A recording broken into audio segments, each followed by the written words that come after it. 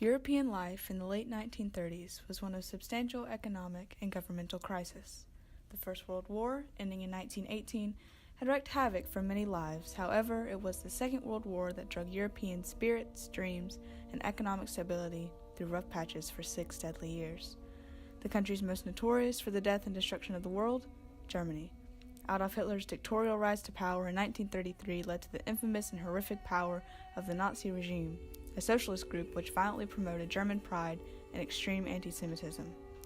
From 1933 to 1945, thousands of people, doctors, educators, political figures, scientists, and even regular citizens, joined and supported Hitler's call for the battle over Aryan race purity. It has been known that war changes men, for better or for worse. Some men suffer throughout warfare, leaving them haunted with demons of isolation and trauma. However, some men thrive in the heat of the moment. They find comfort in combat through routines systematic or chaotic in nature. These were the men that helped create a broken society filled with broken, hateful people.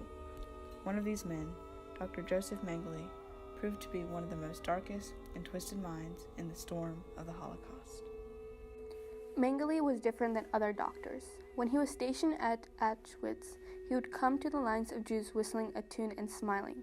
With the flick of his cane, he sentenced a selection of Jews to his group of live experimentations, and millions of others to the gas chambers. He was very ambitious with his experiments and believed that what he was doing was the right thing. His beliefs came from encouragement by Professor von Verschuer.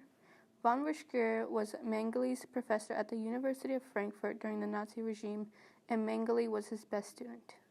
Professor von Verschuer supported his decisions to find out what was the complete and reliable determination of what is hereditary in man. Many years after his death in 1979, doctors examined him only to predict that he might have had the schizoid personality disorder. Some of the symptoms of this disorder are that the person prefers to be alone most of the time, they seem cruel and cold to people, and many other symptoms.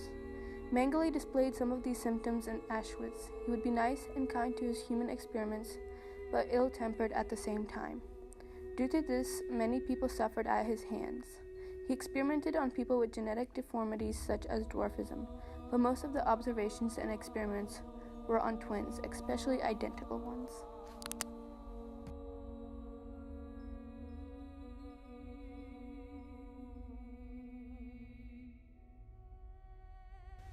Mengele was one of the most vicious and inhumane Nazi doctors. He did experiments on women, men, children, and infants. He didn't discriminate any size or age for his studies. Mengele did studies on identical twins and experimented on them by beginning with forcing them to take their clothes off and lie next to each other. Then he would compare every part of their anatomy. When he was finished, they were usually already dead. His other experiments consisted of inducing hypothermia, genetic observation, surgery, enforcing infectious diseases, and traumatic injuries from torture. He didn't really affect modern medicine. He tested things that he wanted to know, but wasn't ever trying to cure diseases or improve medicine. He ended up killing around 5,000 people. 1,500 were estimated to be twins. The only people that knew what he was doing were the Nazis and people he was treating, but they all knew him as the Angel of Death, and that is what they referred to him as.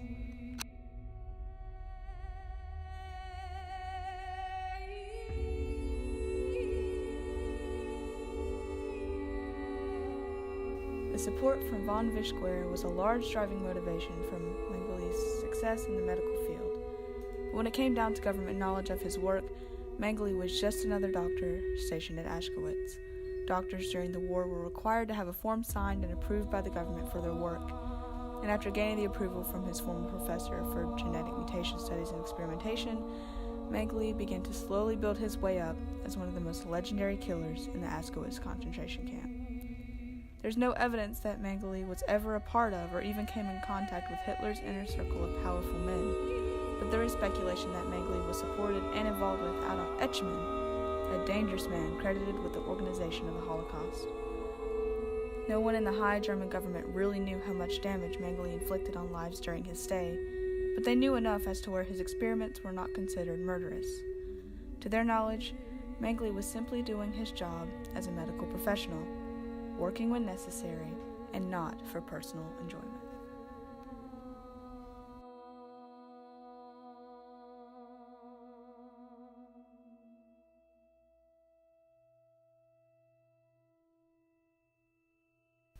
Why did Nazis blame Jews for ruining the economy, and how did that lead to the experiments? Hitler first tried to blame Jews for the loss of World War I. In 1936, the elimination of Jews from Germany's economic system began. Nazis believed Jews were ruining German economic life. Jewish commercial methods didn't fit into Germany's four-year plan of managed economy. Also, most Germans wanted a well-planned and well-managed economy, the meaning of which Jews are unable to understand.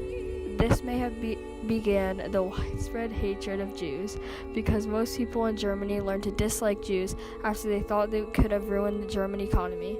They didn't care what happened to them. Therefore, most people had no concern for Jews sent to concentration camps or experimented on them. Mengele didn't care if his experiments died or who he killed because they were Jews. Mengele may have always disliked Jews, or it could have been because he thought they were responsible for economic problems like Hitler. Mengele himself was a Nazi who agreed with Hitler's hatred of Jews and supported the idea of Jews ruining the economy.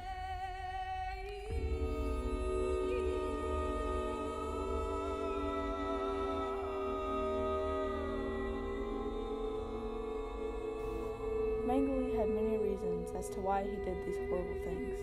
He arguably had one of the most twisted minds during the Holocaust era. His wickedness shows in times when innocent people's lives fell into his hands, their spirits fallen victims of his merciless torture. It gives us a sickening feeling to think of all the things he has done: torture, manipulation, child abuse. It is the evaluation of men like Joseph Mengele that creates the question that all of us struggle to answer. What is evil?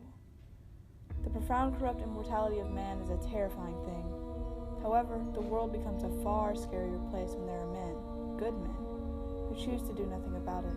Albert Einstein once said that the world is a dangerous place to live, not because of all the people who are evil, but because of the people who don't do anything about it.